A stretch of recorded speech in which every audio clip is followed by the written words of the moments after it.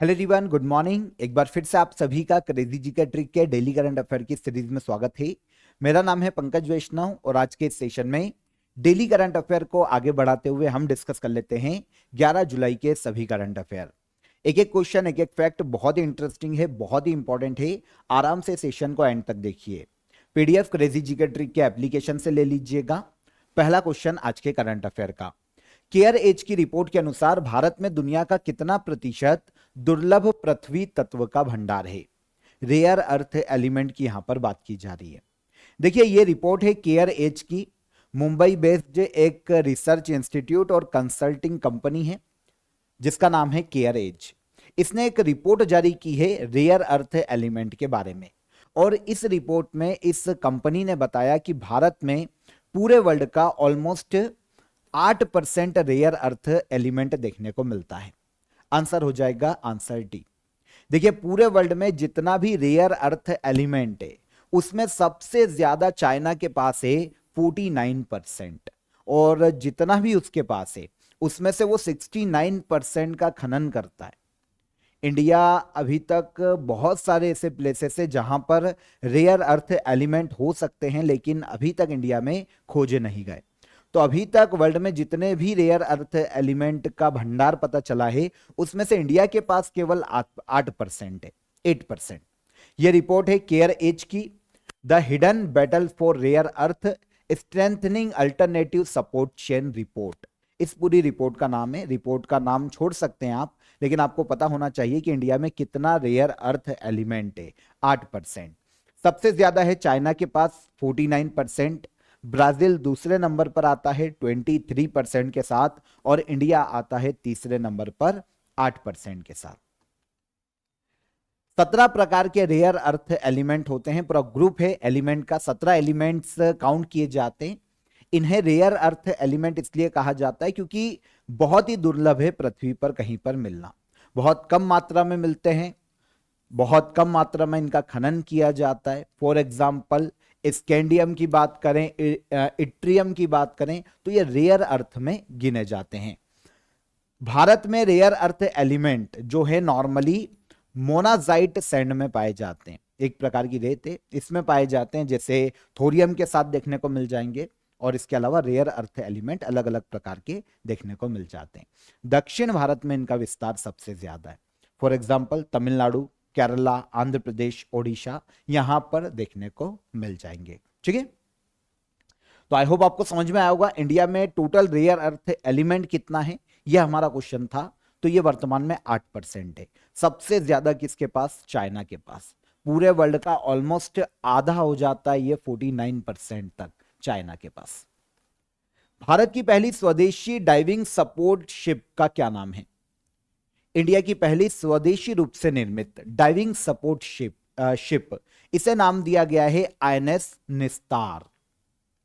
INS निस्तार को हाल ही में इंडियन नेवी को सौंपा गया। जो भारत में डीप सी मिशन चलाया जा रहा है ना, उसके तहत इसका यूज किया जाएगा। इंडिया की पहली डाइविंग सपोर्ट शिप का नाम है आईएनएस निस्तार। देखिए, यहां पर एक निस्तार जो वर्ड है ना, संस्कृत भाषा से लिया गया है। बचाव, मुक्ति, मदद, ये इसका हिंदी मीनिंग हो सकता है अगर हम मीनिंग देखें तो आईएनएस निस्तार का। अब देखिए, डीप सी मिशन क्या है ये समझिए। गहरे पानी में जाकर जो रेयर अर्थ है ना, उनका अध्ययन किया जाएगा, समुद्र का अध्ययन किया जाएगा।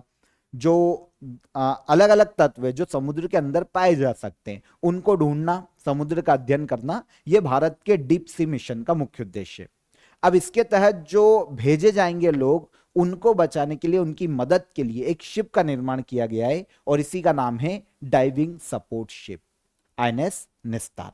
ठीक है, अभी तक दुनिया में 6 या 7 देश ही ऐसे हैं जिनके पास गहरे समुद्र में बचाव के लिए कोई शिप अवेलेबल है। अब इंडिया भी यहां पर जुड़ जाता है क्योंकि इंडिया के पास भी आ गई है आईएनएस निस्तार। 118 मीटर इसकी लेंथ देखने को मिलती है। टोटल अगर वेट देखें तो 10,000 टन इसका वेट है। 300 मीटर की गहराई तक डीप सी सेचुरेशन डाइविंग में मदद कर सकता है। देखिए, सेचुरेशन डाइविंग की बात करें तो लंबे समय तक गहराई में जाकर जो अध्ययन करते हैं, 2 दिन, 5 दिन, 1 हफ्ता, तो लंबे समय तक जो गोताखोर होते हैं वो अंदर जाकर अध्ययन कर पाए, तो उनकी सहायता के लिए आईएनएस निस्तार को अपॉइंट किया जाएगा, है ना। इसमें डीकंप्रेशन चैम्बर्स बनाए जाएंगे, इसके अलावा सबमर्सिबल डीकंप्रेशन चैम्बर्स इसमें बनाए जा रहे हैं, जिससे गहरे समुद्र में भी जो गोताखोर है उनकी सुरक्षा की जा सकती है। काफी सारे चैलेंजेस आते हैं गोताखोरों को, नाइट्रोजन का लेवल ब्लड में बढ़ने लगता है क्योंकि गहराई में जाते जाते हैं, है ना, जिससे वो सांस लेते हैं, तो बहुत सारी दिक्कतों फेस करनी पड़ती है जो गोताखोर होते हैं। तो उनके लिए डीकंप्रेशन चैम्बर का निर्माण इसमें किया गया है। एकदम से जब वो सतह पर आ जाते हैं ना, तो उनके क्या होता है कि जो नाइट्रोजन जो उनकी बॉडी में चला गया है वो कहीं ना कहीं उनको सांस लेने में प्रॉब्लम क्रिएट करता है। तो इन चेम्बर्स के माध्यम से धीरे धीरे जो दबाव है वो कम किया जाता है चेम्बर्स में, और जो गोताखोर है उनको नॉर्मल किया जाता है। तो इस तरीके से काफी अलग अलग काम इनके देखने को मिलते हैं। तो इसी के लिए अपॉइंट किया जा रहा है आईएनएस नेस्तार को। ठीक है, ऑब्जेक्टिव आपको समझ में आ गया। भारत में डीप सी में रिसर्च या रेस्क्यू ऑपरेशन के लिए काम आएगा। वैसे रिसर्च तो गोताखोर करेंगे, ये रेस्क्यू ऑपरेशन के लिए काम आने वाला है। 1000 मीटर तक जो गोताखोर हैं उन पर निगरानी रख सकता है। समुद्र से 1000 मतलब 1 किलोमीटर तक अगर वो गहराई में जाते हैं तो उन पर नजर रख सकता है, उनके लिए रेस्क्यू ऑपरेशन का काम कर सकता है। ठीक है, 4 ट्रिलियन अमेरिकी डॉलर के बाजार मूल्य तक पहुंचने वाली दुनिया की पहली लिस्टेड कंपनी कौन बनी है? 4 ट्रिलियन अमेरिकी डॉलर के वैल्यूएशन तक पहुंचने वाली दुनिया की पहली लिस्टेड कंपनी बनी है एनवीडिया। आंसर डी यहां पर करेक्ट हो जाएगा। एनवीडिया का नाम सुना होगा, काफी फेमस है ना। अमेरिकी कंपनी है, दुनिया की पहली पब्लिक कंपनी जिसकी वैल्यूएशन 4 ट्रिलियन अमेरिकी डॉलर से ज्यादा हो गई है। आपको पता है पूरे इतिहास में आज तक अगर हम वर्ल्ड में देखें तो किसी भी कंपनी की वैल्यूएशन 4 ट्रिलियन अमेरिकी डॉलर तक नहीं पहुंची। अगर हम एप्पल को कंपेयर करते हैं तो एप्पल की भी अभी वैल्यूएशन लगभग 3.9 ट्रिलियन अमेरिकी डॉलर है। 4 ट्रिलियन अमेरिकी डॉलर का वैल्यूएशन पार किया है एनवीडिया ने। ठीक है, तो अगर हम बात करें एनवीडिया की कि ये करती क्या है, इसका काम क्या है, तो ये बनाती है जीपीयू, मतलब ग्राफिक प्रोसेसर यूनिट का निर्माण करने के लिए जानी जाती है। एआई के लिए, एआई टूल्स के लिए काफी इंपॉर्टेंट है। और वैसे जब से एआई में अभी पिछले 1-2 साल में जब से बूम आया ना, उसके बाद एनवीडिया की वैल्यूएशन भी काफी ज्यादा बढ़ी। तो 4 ट्रिलियन अमेरिकी डॉलर इसकी वैल्यूएशन पार कर गई है। अमेरिकी कंपनी है, जीपीयू बनाने का काम करती है। 1993 में इसकी स्थापना की गई थी। हेडक्वार्टर यूएसए के कैलिफोर्निया में देखने को मिलता है। सीईओ कौन है? तो जेनसेन हुआंग इसके सीईओ के पद पर है वर्तमान में, याद रहेगा।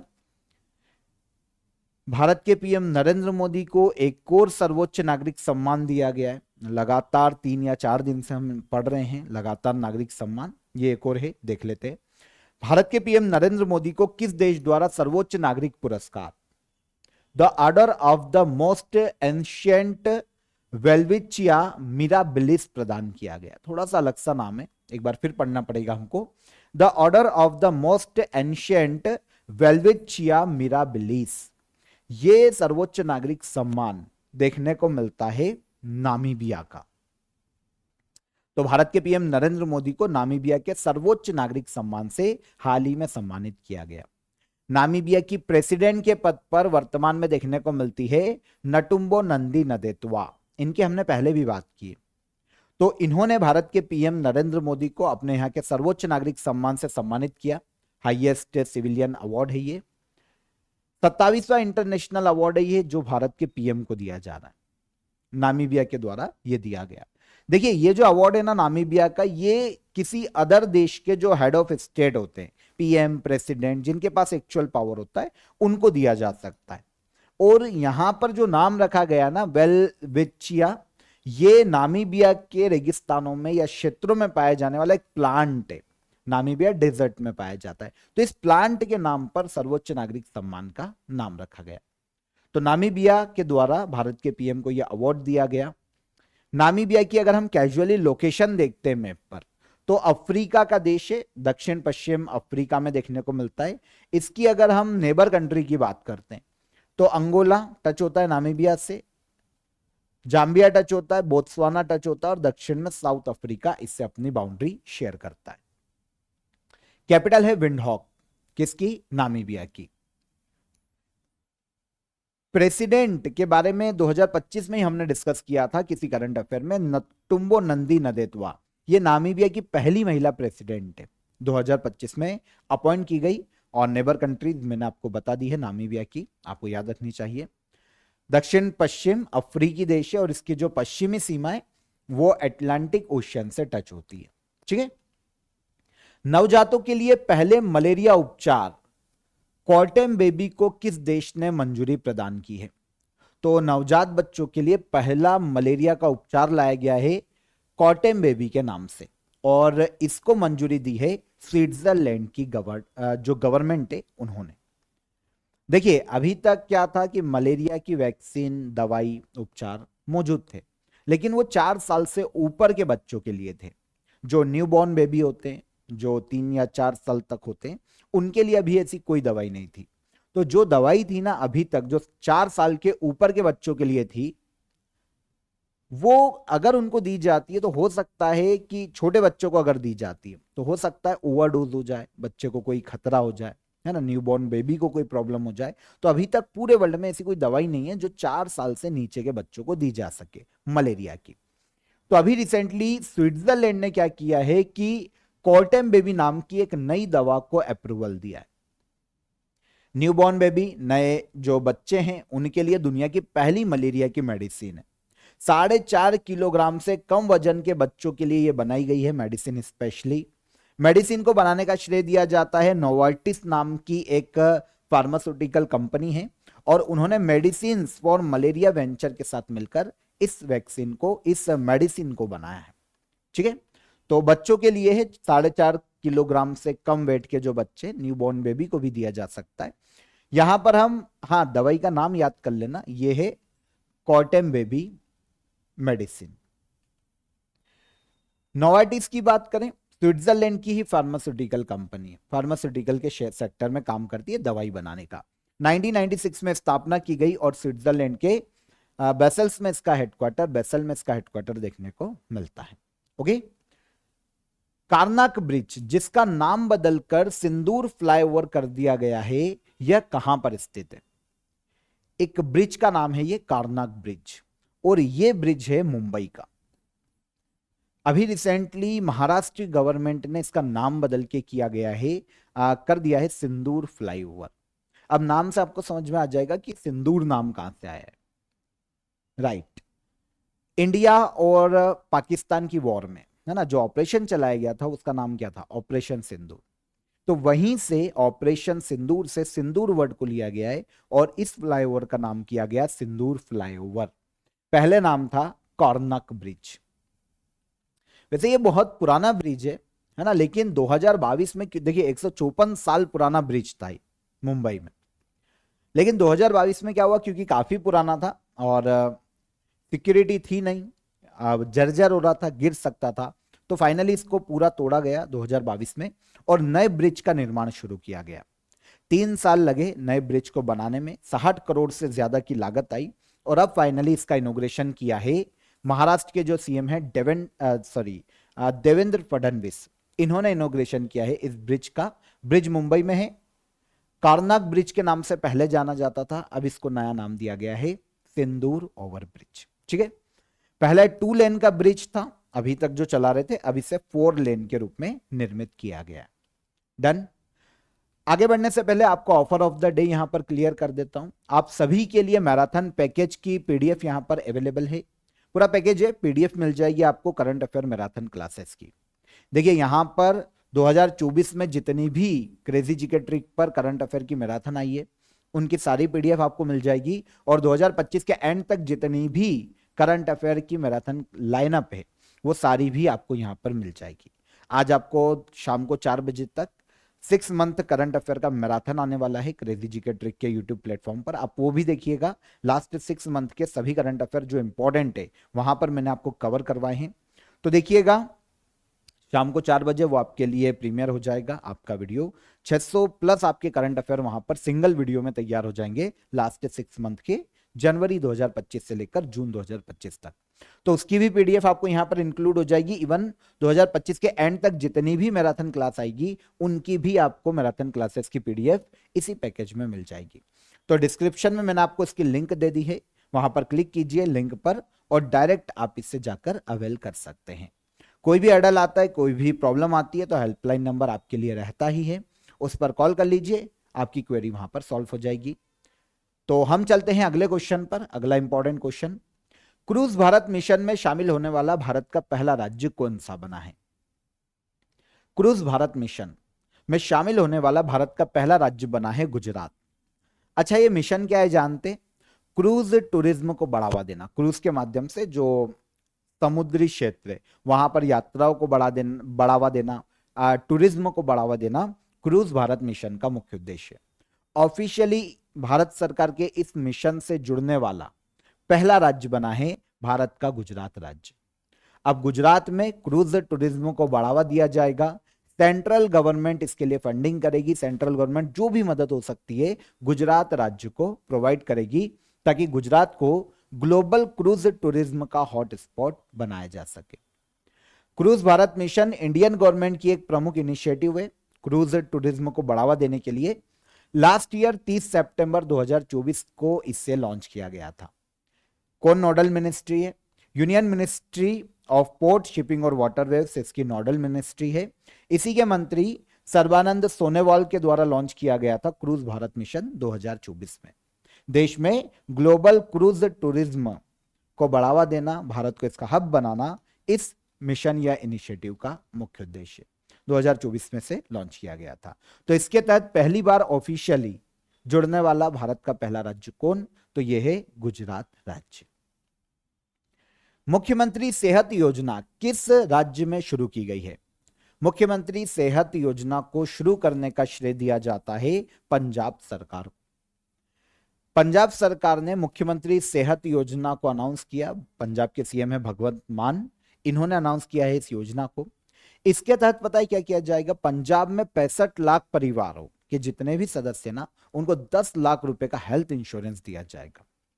अब यहां पर भारत का पहला राज्य पंजाब बन गया है ऐसा जो कि राज्य में सभी लोगों को, यह नहीं देखा जाएगा कि गरीब है अमीर है या फिर बीपीएल कार्ड है कि नहीं, है ना, या फिर कोई सहूलियत तो नहीं है। ऑल ओवर सभी को, जितने भी नागरिक है सभी को हेल्थ इंश्योरेंस प्रोवाइड करेगा पंजाब। ये भारत का पहला ऐसा राज्य बन गया है। 2025-26 के लिए 778 करोड़ रुपए इस योजना के लिए पंजाब सरकार ने आवंटित किए हैं मुख्यमंत्री सेहत योजना के लिए। पंजाब में 65 लाख परिवारों को 10 लाख तक का हेल्थ इंश्योरेंस दिया जाएगा। हेल्थ इंश्योरेंस गवर्नमेंट और प्राइवेट दोनों हॉस्पिटल में कवर हो सकता है। देखिए, पहले भी इस स्कीम के पहले भी 45 लाख परिवारों को 5 लाख का हेल्थ इंश्योरेंस दिया जा रहा था, लेकिन इसे बढ़ाया गया है 5 से 10 लाख तक और 20 लाख नए परिवार जोड़े गए तो टोटल 65 लाख परिवारों को दिया जाएगा 10 लाख रुपए तक का हेल्थ इंश्योरेंस। पंजाब सरकार की योजना है मुख्यमंत्री सेहत योजना। कितने करोड़ रुपए आवंटित किए हैं 2025-26 के लिए? 778 करोड़ रुपए। पंजाब को जितने भी लोग हैं पंजाब के, जितने भी वहां के मूल निवासी हैं, जितने भी डोमिसाइल वाले हैं, उन सभी को मुख्यमंत्री हेल्थ कार्ड दिया जाएगा जिसके माध्यम से उनका इंश्योरेंस कहीं भी वो यूज कर सकते हैं। जैक डोरसी द्वारा लॉन्च किया गया बिट चैट क्या है? जैक डोरसी के द्वारा बिट चैट को लॉन्च किया गया, एक मैसेजिंग ऐप है जो कि बिना इंटरनेट के काम करता है। आंसर हो जाएगा आंसर सी। अच्छा, पहले तो जैक डोरसी को ही समझना पड़ेगा कि ये व्यक्ति कौन है, इंपॉर्टेंट हो गए तभी लिए होंगे। जैक डोरसी ट्विटर के को फाउंडर है। इन्होंने एक इंटरनेट के बिना चलने वाला एक मैसेजिंग ऐप लॉन्च किया है जिसका नाम दिया गया बिट चैट। देखिए क्या होगा, ये एंड टू एंड इनक्रिप्टेड एक मैसेजिंग ऐप है, मतलब जिसने भेजा है और जिसको भेजा है केवल वो ही इसे पढ़ सकते हैं, इनके अलावा कोई भी इनको नहीं पढ़ सकता। मैसेज करने के लिए ब्लूटूथ का यूज किया जाएगा बिट चैट के तहत, ठीक है।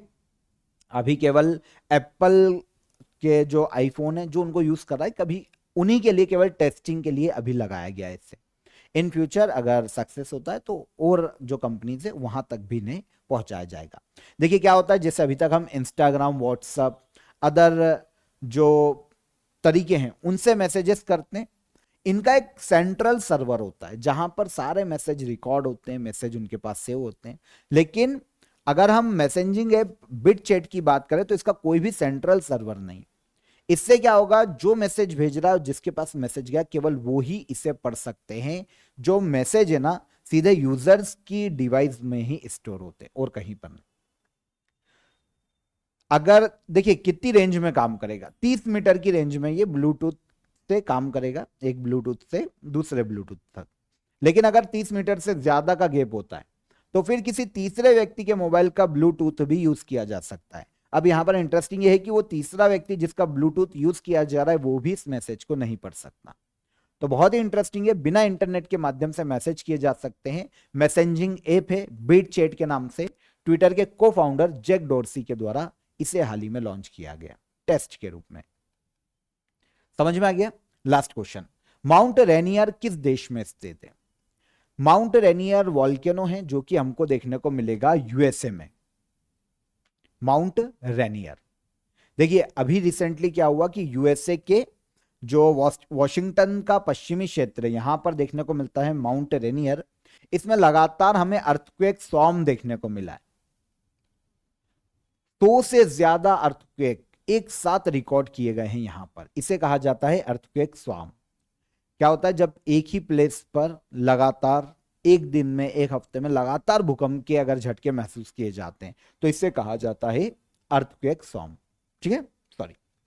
तो यूएसए के माउंट रेनियर में यह देखने को मिला। माउंट रेनियर वॉल्केनो के कारण इस वॉल्केनो में उद्गार हुआ था, इसीलिए इस क्षेत्र में अर्थक्वेक स्वॉर्म आया है। यूएसए का वॉल्केनो है माउंट रेनियर। यूएसए का एक स्ट्रेटो वॉल्केनो है।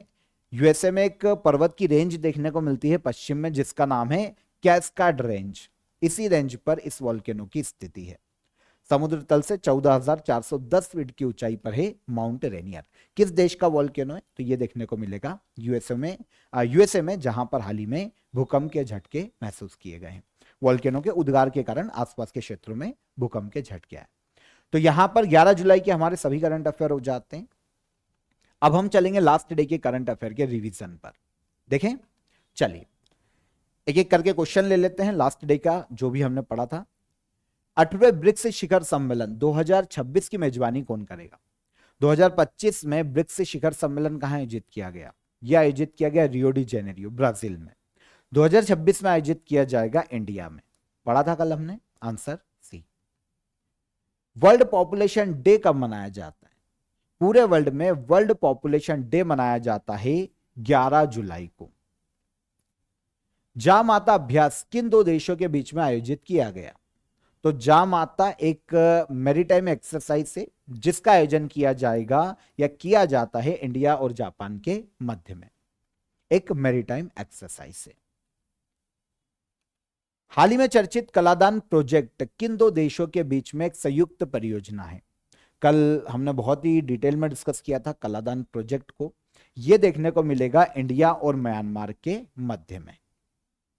2027 तक इस प्रोजेक्ट के पूरे होने की उम्मीद है। पीएम नरेंद्र मोदी को किस देश द्वारा सर्वोच्च नागरिक सम्मान Grand Collar of the National Order of the Southern Cross प्रदान किया गया? तो यह दिया गया है भारत के पीएम को ब्राजील की गवर्नमेंट के द्वारा। विश्व पुलिस और फायर गेम्स में भारत ने कितने पदक जीते? विश्व पुलिस और फायर गेम्स में इंडिया ने टोटल 588 मेडल अपने नाम किए, 588। 2025 कलात्मक जिम्नास्टिक विश्व चैंपियनशिप की मेजबानी कौन सा देश करेगा? 2025 में कलात्मक जिम्नास्टिक विश्व चैंपियनशिप की मेजबानी करेगा इंडोनेशिया का जकार्ता। 11वें इंडिया मक्का शिखर सम्मेलन का आयोजन कहां किया गया? तो यह आयोजन किया गया नई दिल्ली में।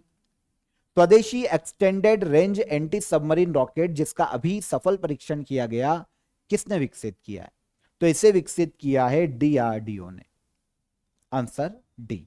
लास्ट क्वेश्चन था 1 जनवरी 2026 से यूरोजोन का 21वां मेंबर कौन सा देश बनेगा?